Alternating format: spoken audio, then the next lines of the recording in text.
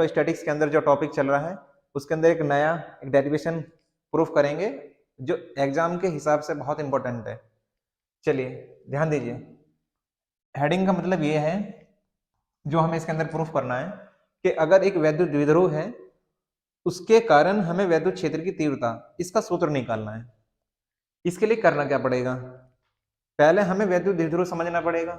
जैसे मैंने पिछली वीडियो के अंदर भी बताया था कि एक वैद्युत द्विध्रुव एक निकाय का नाम होता है। कि क्या होता है, एक निकाय होता है जो दो विपरीत प्रकार के आवेशों से मिलकर बना होता है। विपरीत प्रकार के मतलब मान लीजिए ये माइनस क्यू आवेश है और इधर क्या हो गया जी, प्लस क्यू आवेश है।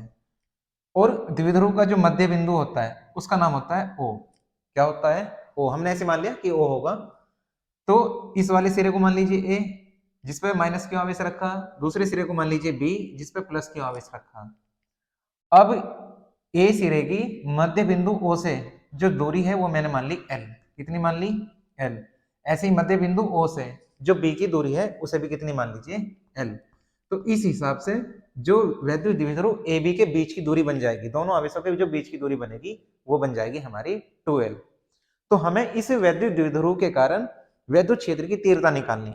इसके लिए कंडीशन 2 बनेगी कि अगर मान लो किसी ने यहाँ पे पॉइंट यहाँ पे मान लिया, यहाँ पे मतलब एक्स अक्ष के अनुदिश, तो इसे बोलते हैं अक्षीय स्थिति में। किसे बोलेंगे, अक्षीय स्थिति में। तो हमें इसकी वैद्युत द्विध्रुव की अक्षीय स्थिति में जो पी पॉइंट होगा उस पर हमें वैद्युत क्षेत्र की तीव्रता निकालनी है। दूसरी कंडीशन ये बन जाएगी कि ये जो इसका मध्य बिंदु ओ है इसी पे अगर हम परपेंडिकुलर ड्रॉ करते हैं मतलब लंबवत दिशा में, उसे बोलते हैं निरक्षीय स्थिति। तो मेन रूप से हम 2 कंडीशन में इसके अंदर मोमेंट वैद्युत क्षेत्र की तीव्रता निकाल लेंगे, एक तो अक्षीय स्थिति में, दूसरा किस में होगा, निरक्षीय स्थिति में। तो हमारी जो पहले वाली कंडीशन होगी हम उस पर बात करेंगे कि वैद्युत द्विध्रुव के कारण वैद्युत क्षेत्र की तीव्रता निकालनी, लेकिन निकालेंगे अक्षीय स्थिति में। किस में निकाल लेंगे, अक्षीय स्थिति में। इसके लिए क्या करोगे, सबसे पहले इसकी थ्योरी की बात है। थ्योरी के अंदर तुम्हें लिखना क्या है कि माना ए बी एक क्या है, वैद्युत द्विध्रुव है जो 2 विपरीत प्रकार के आवेशों माइनस क्यू और प्लस क्यू आवेशों से मिलकर बना है, जिसका मध्य बिंदु क्या है, ओ है, और द्विध्रुव के बीच की दूरी एल और एल कितनी है जी, 2l है।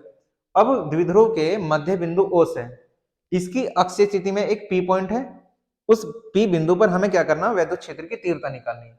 निकालने के लिए क्या करना पड़ेगा कि इसके मध्य बिंदु से हमने वो दूरी मान लीजिए वो स्मॉल आर है, ऐसे मैंने मान लिया, ठीक है। अगर ध्यान से सुनना, मध्य बिंदु ओ से लेके उस पी पॉइंट तक की दूरी कितनी मान ली हमने, आर। तो आप मुझे देख के बताओगे कि अगर मैं तुमसे पूछूं कि ए पॉइंट की और पी पॉइंट के बीच की दूरी कितनी है, तो मध्य बिंदु यहाँ है जी ओ, ये दूरी कितनी है, आर। ये कितनी बचेगी, एल। तो यानी कि एल यहां तक होगी, आर ये होगी, तो यानी कि ए से लेकर पी तक की दूरी कितनी हो जाएगी, R plus L. R plus L. यह कैलकुलेशन में दिक्कत करेगा तो इसे हम क्या मान, सिंपल ऐसे रहने दो, आर प्लस एल। फिर क्या करेंगे, अब इसका जो द्विध्रुव का दूसरा सिरा है वो है क्या, बी। अब तुम यहां से देखो ये दूरी कितनी बचेगी, टोटल दूरी कितनी है, आर। ये दूरी यहां से यहां तक कितनी बचेगी, एल।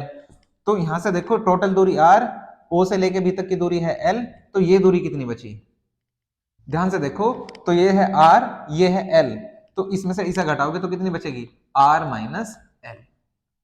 ठीक है, अगर ये समझ में आ गया होगा तो डेरिवेशन बहुत इजी है, फिर से समझना। द्विध्रुव का नाम क्या है, ए बी, जो किससे मिलकर बना, माइनस क्यू और प्लस क्यू आवेशों से मिलकर बना है, जिसका मध्य बिंदु ओ है और बीच की दूरी कितनी है, 2l है। द्विध्रुव के मध्य बिंदु ओ से स्मॉल आर दूरी पर एक पी बिंदु है जिस पर हमें क्या करना, वैद्युत क्षेत्र की तीव्रता निकालनी। तो एक चीज बताओ कि ए से लेकर पी तक की दूरी कितनी बनेगी, आर प्लस एल। कैसे बनेगी, यहां से यहाँ ओ से लेकर पी तक की दूरी कितनी है, आर। ये दूरी कितनी है, ओ से लेकर ए तक की दूरी एल, तो ओवरऑल कितनी दूरी बन गई, आर प्लस एल। अब ये कितनी बचेगी, बी से लेकर पी तक की दूरी, तो देखो क्या बनेगा, टोटल दूरी कितनी है, आर, ओ से लेकर पी तक की, जो बी से लेकर पी तक की बचेगी वो कितनी बचेगी, आर माइनस एल। समझ में आ गई बात तुम्हें। इसके लिए हमें क्या करना पड़ेगा, क्योंकि एक डेरिवेशन करा था उसका नाम था बिंदु आवेश के कारण वैद्युत क्षेत्र की तीव्रता।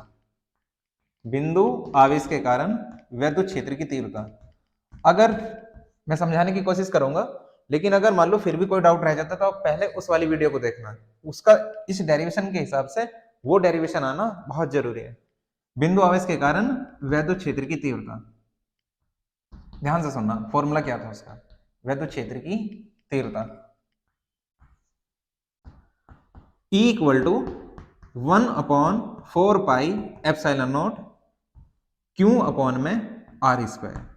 ये फॉर्मूला लगेगा, ये इसका ऐसा समझ लो कि ये इसका लर्निंग पॉइंट है। अगर आपको ये याद है तो डेरिवेशन आसान हो जाएगा, वरना फिर ये नहीं हो पाएगा। ध्यान से सुनना, इस फॉर्मूले का यूज करेंगे।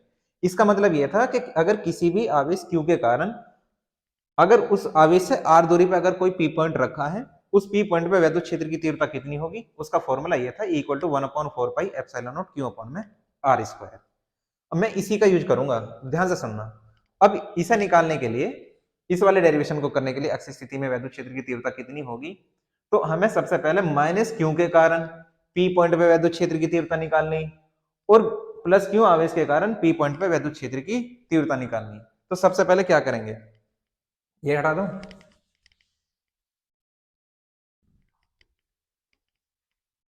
माइनस Q आवेश के कारण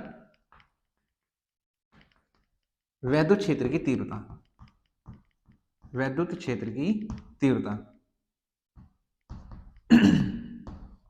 वैद्युत क्षेत्र की तीव्रता माइनस Q आवेश के कारण जो वैद्युत क्षेत्र की तीव्रता है, मैंने थोड़ी देर के लिए E1 मान ली, ठीक है। तो E1 बराबर बताओ क्या होगी, 1/4πε0, वो आवेश, उस आवेश का परिमाण लेना है Q अपॉन में उसके, उस आवेश से उस P पॉइंट के बीच की दूरी कितनी है आपको वो लेनी है। ध्यान से देखो, माइनस Q से लेके उस P तक की दूरी जो कितनी है, वो कितनी है हमारी R प्लस L, कितनी है R प्लस L। तो क्या करेंगे R प्लस L, लेकिन हमें फॉर्मूला के अकॉर्डिंग क्या करना पड़ेगा, स्क्वायर करना पड़ेगा। तो यानी कि बिंदु जो माइनस Q है, माइनस Q आवेश के कारण उस P पॉइंट पे जो वैद्युत क्षेत्र की तीव्रता है वो कितनी बनेगी, E1 equal to 1/4πε0 Q upon में R प्लस L का होल स्क्वायर। ठीक है, इसकी दिशा बताओ कहां की ओर होगी, पिछले वीडियो के अंदर भी बताया था और आपको ये याद भी रखना है कि माइनस Q आवेश के कारण जो वैद्युत क्षेत्र की तीव्रता की दिशा होती है वो उस आवेश की अंदर की ओर होती है। मतलब ये डायरेक्शन किसकी होगी, अगर ये माइनस Q की वजह से है तो मैंने यहाँ डायरेक्शन मान ली E1 की, कहां की ओर होगी, माइनस आवेश के अंदर की ओर, मतलब माइनस आवेश की ही ओर होगी। कोई नहीं चलन दे इसको, ठीक है। तो यानी कि कहां की ओर होगी, डायरेक्शन अंदर की ओर, मैंने ऐसे लिख दिया, डायरेक्शन कहां की ओर होगी, अंदर की ओर। क्यों लिखा ऐसा, क्योंकि वैद्युत क्षेत्र की तीव्रता एक सदिश राशि है, यानी कि vector E equal to 1/4πε0 Q upon R plus L का होल स्क्वायर। डायरेक्शन कहां की ओर होगी, अंदर की ओर। इसी तरीके से क्या करेंगे, इसी प्रकार प्लस Q आवेश के कारण क्या निकाल लेंगे, प्लस Q आवेश के कारण वैद्युत क्षेत्र की तीव्रता, प्लस Q आवेश के कारण वैद्युत क्षेत्र की तीव्रता,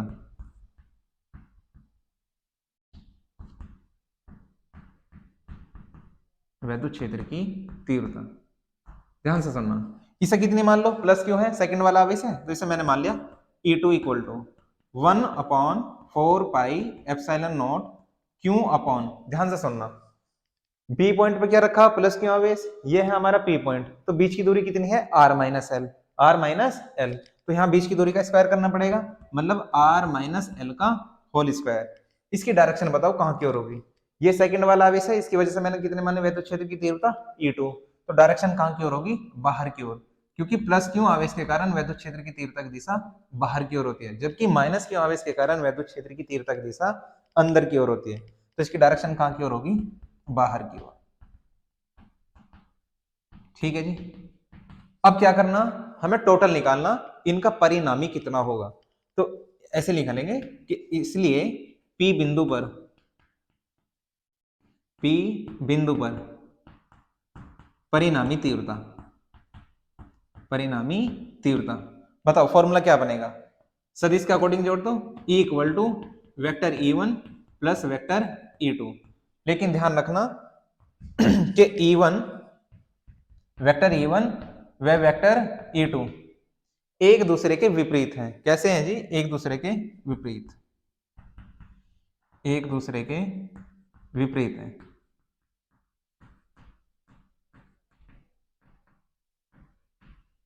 एक दूसरे के क्या हैं? विपरीत हैं। अगर एक दूसरे के विपरीत है तो इन्हें कैसे जोड़ेंगे? E1 की डायरेक्शन कहां की ओर है? अंदर की ओर। E2 की डायरेक्शन कहां की ओर है? बाहर की ओर। तो क्या करेंगे, इनका परिणामी जो होगा ना वो किस तरीके से निकाल लेंगे? माइनस क्यू आवेश के कारण जो वैद्युत क्षेत्र की तीव्रता मान ली वो हमने मान ली कितनी? E1। जो प्लस क्यू आवेश के कारण वो वैद्युत क्षेत्र की तीव्रता कितनी मान ली? E2। तो करना क्या पड़ेगा? अब ध्यान से देखो, एक की डायरेक्शन अंदर की ओर है और दूसरे E2 की डायरेक्शन बाहर की ओर है, तो हमें निकालनी है परिणामी तीव्रता। क्या निकाल लेंगे? P बिंदु पर परिणामी तीव्रता। तो बताओ क्या बनेगा? सिंपल वेक्टर के अकॉर्डिंग जोड़ दीजिए, E equal to E1 plus E2। लेकिन अभी मैंने क्या बताया कि E1 और E2 एक दूसरे के क्या है? विपरीत है। एक की डायरेक्शन अंदर की ओर है, दूसरे की डायरेक्शन बाहर की ओर है। तो यहाँ क्या लिख दो? E1 और वेक्टर E2 दोनों क्या हैं? एक दूसरे के विपरीत। एक दूसरे के विपरीत हैं। एक दूसरे के विपरीत हैं। तो क्या करना पड़ेगा? घटा दीजिए, यानी कि क्या होगा? इसलिए परिणामी vector E equal to E2 minus E1 vector के साथ। E2 की वैल्यू कितनी है? बोलो। 1/4 pi epsilon naught Q upon में R माइनस एल का होल स्क्वायर माइनस E1 की वैल्यू कितनी है? 1/4 pi epsilon naught Q upon R plus L का होल स्क्वायर। क्या चीज कॉमन आ लिया? 1/4 पाई एप्सिलॉन नॉट कॉमन आ गया, क्यू भी कॉमन आ गया। क्या बचेगा? केवल 1/R माइनस एल का whole square minus 1/R plus L का होल स्क्वायर। यही बचेगा ना? अंदर वाले भाग का एलसीएम ले लो। क्यू अपॉन में 4 पाई एप्सिलॉन नॉट, नीचे क्या है? ए प्लस बी, ए माइनस बी का फॉर्मूला लग जाएगा, ए माइनस बी और ए प्लस बी, तो यानी कि आर दीजिए।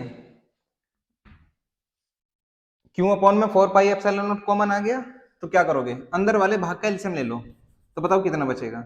ये तो नुक्कन हुई है, Q upon 4 pi epsilon naught. इसका एलसीएम कितना आएगा? यहाँ देखो, a minus B, A plus B, formula बनना A square minus B square का, लेकिन ऊपर क्या है? Whole square. तो कितना बन जाएगा? A square minus B square का क्या बनेगा? Whole square. ऊपर क्या बन जाएगा? इसकी पावर से एक पावर ए कट जाएगी, तो इधर क्या बनेगा? आर प्लस एल का whole square minus R minus L का होल स्क्वायर। जल्दी से क्या करिए? फॉर्मूला खोल दीजिए। 1/4 पाई एप्सिलॉन नॉट इंटू में क्यों आ गया, इधर क्या बनेगा बताओ? R square minus L square का होल स्क्वायर।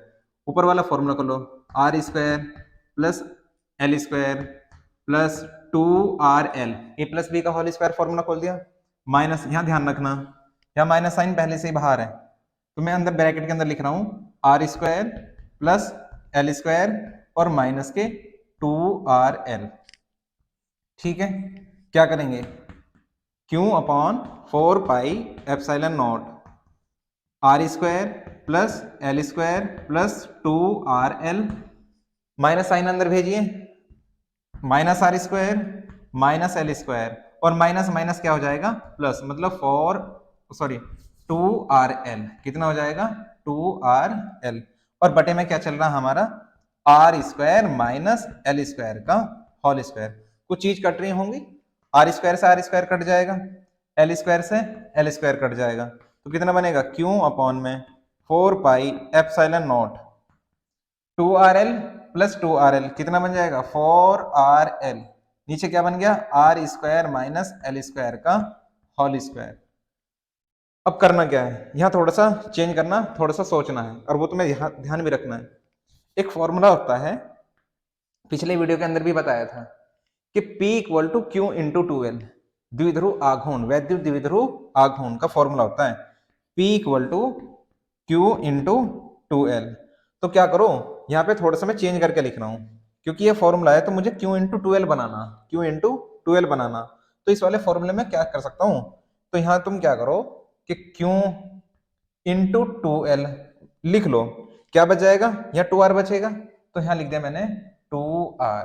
तो देखो यही बन रहा, क्या? Q इंटू 4LR या RL, यही बन रहा है। ठीक है, नीचे क्या है? 1/4πε0, ये नुक्कड़ नहीं चल रहा है। यहाँ क्या बचेगा, r square minus L square का होल स्क्वायर।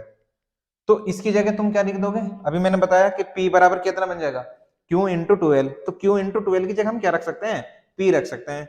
तो यानी कि इसलिए E इक्वल टू कितना बन जाएगा बताओ, 1/4πε0, ये बन गया क्या हमारा p, इंटू में क्या बन गया 2r बटे में r square minus L square का होल स्क्वायर। ध्यान दीजिए सामने देखें क्या बनेगा, देखो अभी इसके बारे में मैंने बताया कि q इंटू 2l क्या बन जाएगा हमारा p, यानी कि q इंटू 2l ये बन जाएगा p। ये बात मैंने कहां से लिखी, इसे लिख देना कि ये है वैद्युत द्विध्रुव आघूर्ण। क्या चीज है, वैद्युत द्विध्रुव आघूर्ण, वैद्युत द्विध्रुव आघूर्ण। तो बताओ फॉर्मूला क्या बनेगा, इसलिए E इक्वल टू 1/4πε0, ये बन गया P, इधर क्या है इनटू में 2r हमारा चली रहा, और ये हो गया r square minus L square का होल स्क्वायर। अब तुम्हें यहाँ थोड़ा सा ध्यान रखना, डेरिवेशन लगभग पूरा हो गया, थोड़ा सा हल्का सा इसमें चेंज करना है। देखिए अगर मान लीजिए ये जो हमारा मध्य बिंदु O है, इससे हमने P पॉइंट की दूरी मान रखी, वो कितनी है r। अगर मान लो हम इस r P पॉइंट को बहुत ज्यादा दूरी पे मान लें, कितनी दूरी पे मान लें, बहुत ज्यादा दूरी पे, तो तुम देखोगे कि r की वैल्यू बहुत ज्यादा, अगर बहुत ज्यादा होगी तो l की वैल्यू उसके हिसाब से बहुत छोटी पड़ जाएगी।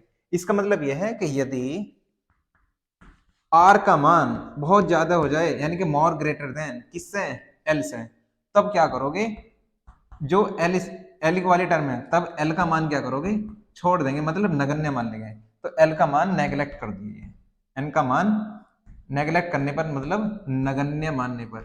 क्यों करा, क्योंकि r की कंपैरिजन में उसकी वैल्यू क्या है, बहुत छोटी है। तो बताओ फॉर्मूला क्या बनेगा, तो इसलिए E बराबर, उससे छोड़ दो कौन से वाली को, L वाली टर्म को, 1/4πε0, तो P इंटू क्या है 2r बटे में, यहाँ L जब हम छोड़ देंगे तो यहाँ r स्क्वायर है और उसकी भी पावर क्या बन जाएगी स्क्वायर, तो यानी कि कितना बन जाएगा r की पावर 4, r की पावर 4 से एक r से एक पावर कट जाएगी, तो 1/4πε0, ऊपर है गया p और रह गया 2, यानी कि 2p ऊपर रह गया और r की पावर कितनी रहेगी 3।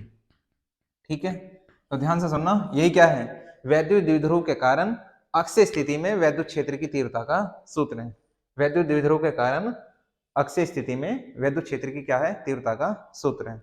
ठीक है, अगर मान लीजिए फिर आपसे क्या बोलेगी कि अगर ये वैद्युत द्विध्रुव एक ऐसे माध्यम में रखा हो जिसका परावैद्युतांक k हो, तो यहाँ पे सिंपल क्या कर देंगे, k से मल्टीप्लाई, यानी कि अगर k परावैद्युत माध्यम के लिए, यानी कि एक ऐसा माध्यम जिसका परावैद्युतांक कितना हो, k हो, अगर ये कंडीशन दे रखी हो तो फॉर्मूला कितना बनेगा, vector E equal to 1/4πε0 multiply by k, और इधर कितना आएगा 2p अपॉन में r की पावर 3। ठीक है, इस तरीके से हम क्या करेंगे, इस फॉर्मूले को ड्राइव कर लेंगे।